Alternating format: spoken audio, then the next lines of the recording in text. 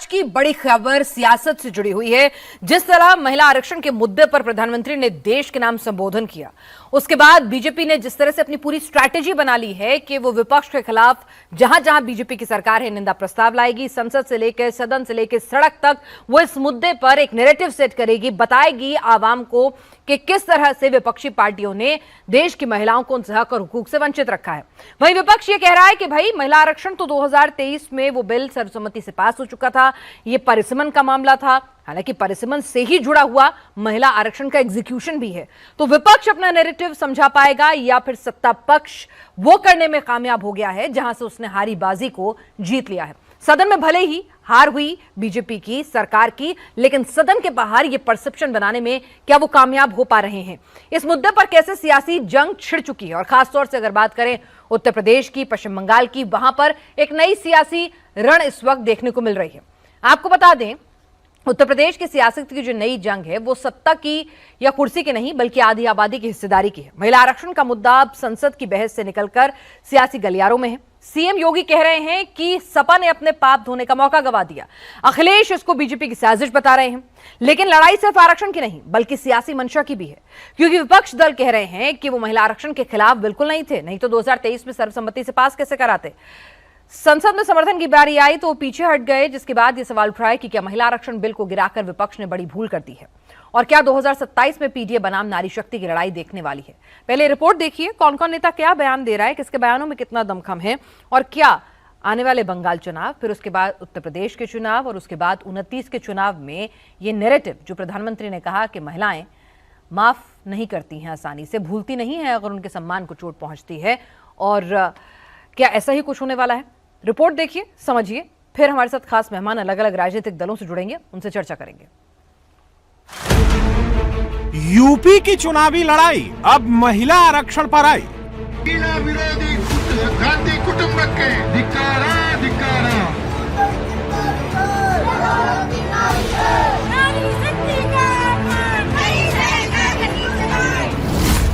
योगी versus Akhilesh, महिला आरक्षण पर सियासी क्लेश।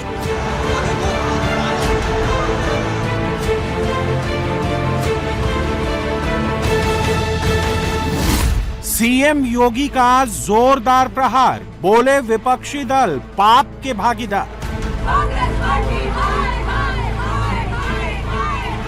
संसद से शुरू हुई महिलाओं के हक की लड़ाई अब सबसे ज्यादा उत्तर प्रदेश में गरमा रही है। यूपी में विधानसभा का चुनावी घमासान 2027 में होना है, लेकिन महिला आरक्षण को लेकर इसकी स्क्रिप्ट 2026 में ही लिखी जाने लगी है। महिला आरक्षण पर वैसे तो देश में महाभारत छिड़ी हुई है, लेकिन यूपी में इसकी सबसे ज्यादा बानगी देखने को मिल रही है। बीजेपी अब इसे महिलाओं के हक बनाम विपक्ष की लड़ाई बना रही है, तो उधर अखिलेश यादव ने भी बीजेपी के खिलाफ मोर्चा खोल रखा है। उत्तर प्रदेश के मुख्यमंत्री योगी ने आज एक बार फिर महिला आरक्षण बिल को लेकर विपक्ष को निशाने पर लिया और कहा कि आधी आबादी के मन में विपक्ष की नारी विरोधी सोच को लेकर भारी आक्रोश है और वो अब विपक्षी दलों की षड्यंत्रकारी सोच को समझ चुकी है। आधी आबादी के मन में विपक्ष के इस नारी विरोधी आचरण के बारे में भारी आक्रोश है, और वह आक्रोश कांग्रेस और इंडी गठबंधन के सहयोगी दल Samajwadi party, RJD, TMC, DMK और अन्य उन दलों का जो इस पाप में भागीदार थे, उनके प्रति आधी आबादी के मन में यह आक्रोश आज देखने को मिल रहा है कि कैसे एक और प्रधानमंत्री जी के द्वारा उठाए जाने वाले एक एक समाज के, देश के हित में जो कदम उठाए गए हैं, उन कदमों में कैसे बैरियर के रूप में और उन कदमों को आगे बढ़ने से रोकने के लिए इंडी गठबंधन किस हद तक जाकर के षड्यंत्र करता है। सीएम योगी यही नहीं रुके, उन्होंने इंडी गठबंधन पर महिलाओं के खिलाफ साजिश रचकर बिल को गिराने का आरोप लगाया और कहा कि जिस विपक्षी दल ने इस बिल को गिराने का पाप किया है, देश की आधी आबादी कभी भी उनको माफ नहीं करेगी। उत्तर प्रदेश में समाजवादी पार्टी को आप जब नाम लेते हैं तो यहां तो पहले से ही चर्चा होती है, देख सपाई बिटिया घबराई। यानी स्टेट गेस्ट हाउस कांड, इनके पास अपने उस पाप को धोने का एक अवसर था। इनको इस अधिनियम को पारित करने में अपना योगदान देना चाहिए था, लेकिन दुर्भाग्य है कि लोग बैरियर बने रहे। सीएम योगी ने अखिलेश समेत विपक्षी दलों को नारी शक्ति का विरोधी बताया तो अखिलेश यादव ने महिला आरक्षण बिल को लेकर सरकार की नीयत पर ही सवाल खड़े कर दिए। उन्होंने इसे महिलाओं की एकता में दरार डालने की कोशिश बताते हुए बिल गिरने को बीजेपी की हार करार दिया। जनता के बढ़ते विरोध और आक्रोश से ध्यान हटाने के लिए साजिशन लाए गए तथाकथित महिला आरक्षण बिल की हार भाजपा की हार है। ये भाजपा की बदनीयत की भी हार है। भाजपा का हर प्रयास, हर बिल या तो कुछ लोगों को फायदा पहुंचाने के लिए होता है या समाज को बांटने का छल छलावा होता है। इस बार भाजपा इस बिल के माध्यम से महिलाओं की एकता में दरार डालकर उनको ठगना चाहती थी, लेकिन विपक्ष की एकता ने भाजपाई मंसूबों को धूल चटा दी। ये भाजपा के खिलाफ देश की सक्रिय हो चुकी जन चेतना की जीत है, जिसका प्रतिनिधित्व देश का विपक्ष कर रहा है। तथा कथित महिला आरक्षण बिल के बहाने भाजपा नारी को नारा बनाने की कोशिश कर रही थी, क्योंकि महिला असुरक्षा, महिलाओं के खिलाफ बेतहाशा बढ़ती हिंसा व अपराध, महंगाई, बेरोजगारी, बेकारी, बीमारी और शिक्षा की वजह से नारी भाजपा से किनारा कर चुकी है।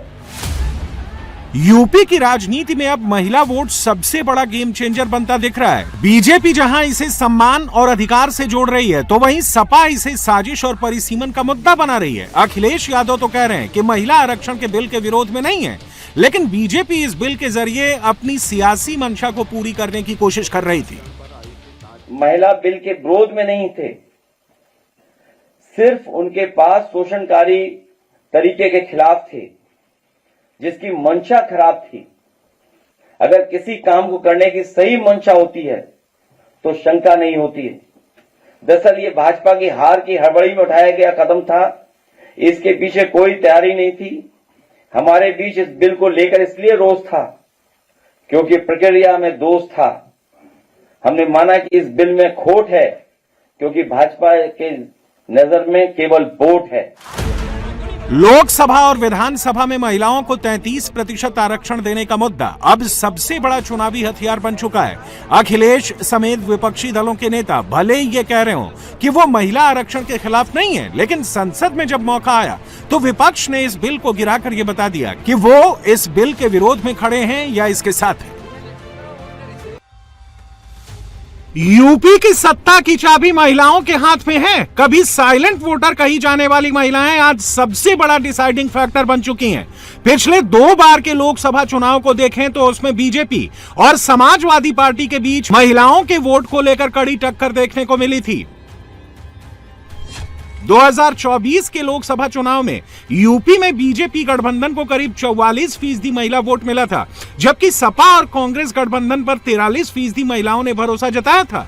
वहीं अगर 2019 के लोकसभा चुनाव की बात करें तो उस चुनाव में यूपी में बीजेपी गठबंधन को करीब 48%, जबकि सपा और बसपा गठबंधन को करीब 40% वोट मिला था।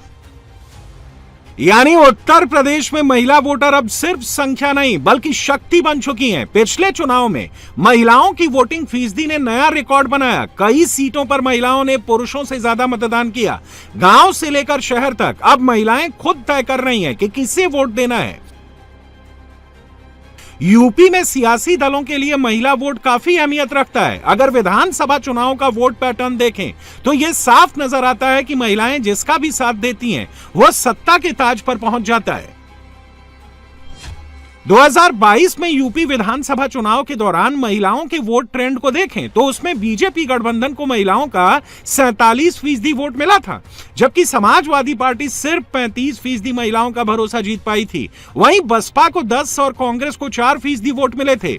2017 के विधानसभा चुनाव में भी बीजेपी गठबंधन आगे रहा था, जब उनको करीब 42% और सपा को 28% महिलाओं के वोट मिले थे। 2017 में बसपा को 20% और कांग्रेस को 8% महिलाओं ने वोट दिया था। महिला आरक्षण की आग यूपी के साथ ही चुनावी राज्य बंगाल तक भी पहुंच चुकी है। पीएम मोदी ने विष्णुपुर में चुनावी जनसभा के दौरान टीएमसी और कांग्रेस पर जोरदार हमला बोला और उन पर बंगाल की बहनों को धोखा देने के साथ महिलाओं को आगे बढ़ने से रोकने का आरोप लगाया। लेकिन टीएमसी नहीं चाहती थी कि बंगाल की बेटियां ज्यादा संख्या में एमएलए बने, ज्यादा संख्या में एमपी बने, क्योंकि बंगाल की बेटियां इनके महाजंगल राज को चुनौती दे रही है।